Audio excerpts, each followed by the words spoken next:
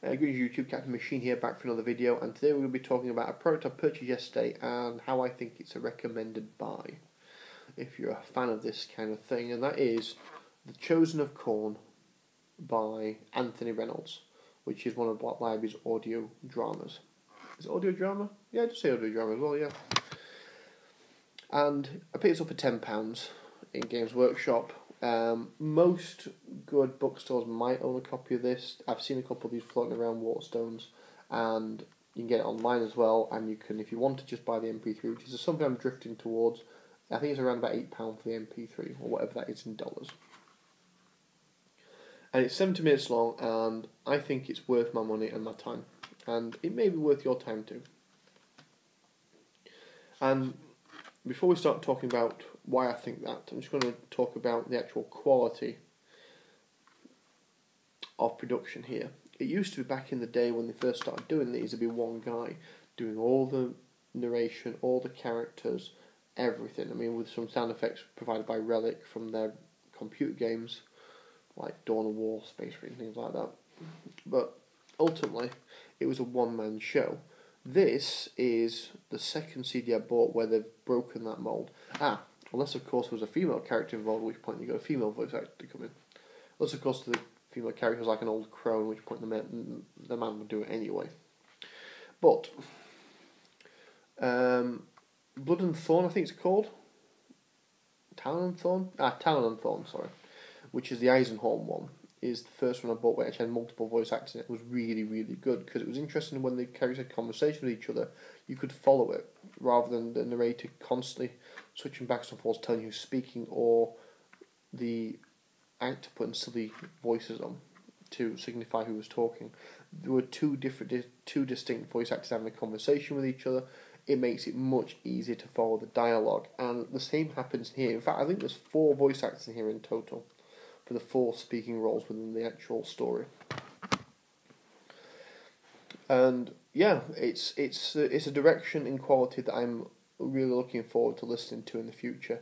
The pace of these things coming out has accelerated somewhat, so I've not been buying them as and when they come out. But I'm going to go back and see if there's any that I missed that I like, because if they're all like this in terms of quality, I'm definitely not going to miss out on that £10 picking up a good story that's going to keep me entertained. But as we're fastly approaching the 3-minute mark, I'm going to start spoiling the crap out of this thing. Suffice to say, if you are a fan of Space Marines and Khorne and the World Eaters in the background and such and so forth, then go and buy this. It comes highly recommended. If you want to know why I think that, the spoilers start now. Right, the story itself is all about Khorne, who resides underneath an arena on a demon world. And above him on the surface there is a blood duel about to take place between 2 captains of the World Eaters, or what used to be the World Eaters, because Khorne himself is responsible for shattering that legion many, many, many generations ago. And it's rather interesting, a story in the fact that it starts initially with the essential of one of the World Eaters have gone down to the crypts to actually get Khorne to help, because they seek to gain his aid in the battles to come ahead. And what you tend to find is that there are 2 narrators to this story. The actual narrator who tells you what's happening, and Khorne the betrayer. Khorne is his own narrator as well as his own voice actor, because there are several points where something will be described, and then the action will switch to Khorne's point of view, and Khorne describes in great visceral detail about the violent activities and violent actions he's performing.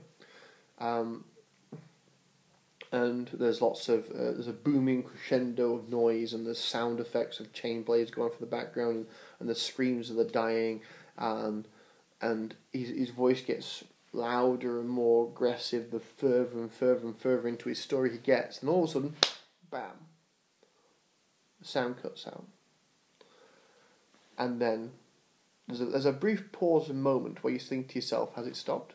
Or is it done? And then the narrator kicks back in and describes what actually happens.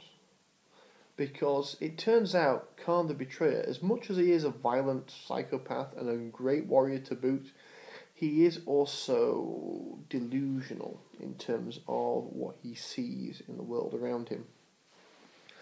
I've seen this storytelling gimmick used once before in a Spider-Man story where the Spider-Man wore the Carnage suit for a very short period of time, and he would get brief visions and flashes of murderous actions that the symbiote wanted him to do.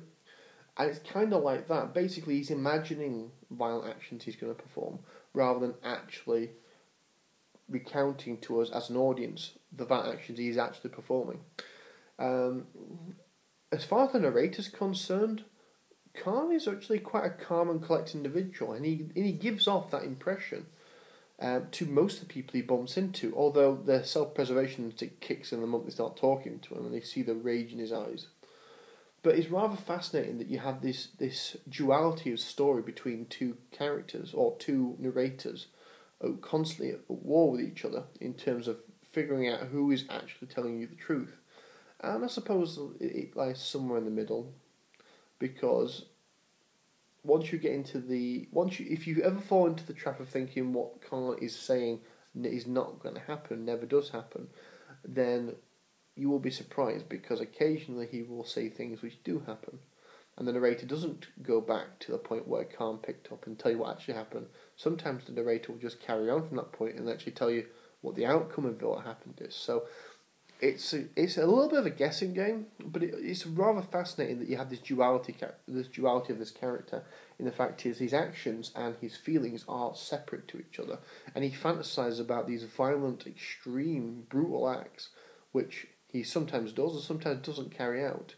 And it gives you a really good idea of what it is like to be the chosen of a blood god, what it is like to be this tainted and warped individual who tries to maintain his sense of humanity and sense of honour, but at the same time constantly embroiled in this unbridled rage which never diminishes over time.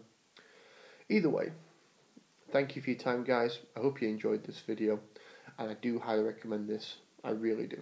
Thanks for your time, guys. Bye.